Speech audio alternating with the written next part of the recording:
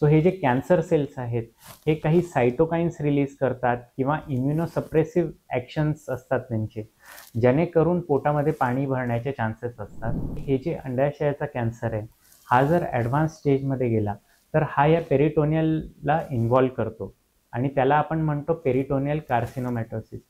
तर युजली जेव्हा हे कॅन्सर सेल्स त्याला इन्व्हॉल्व करतात त्याच्यामध्ये हे जे पेरिटोनियम आहे याचं जी अब्झॉर्प्शन कॅपॅसिटी आहे ती पूर्णपणे बंद होऊन जाते आणि पोटामध्ये पाणी साचतं. याच्या व्यतिरिक्त अनेक काही कारणं असतात, जसं कॅन्सरमध्ये काही निओव्हॅस्क्युलरायझेशन होतं, म्हणजेच नवीन नवीन रक्तवाहिन्या क्रिएट होतात आणि त्या पण लीकी किंवा पोरस असतात ज्याच्यामुळे पाणी होण्याचे चान्सेस असतात.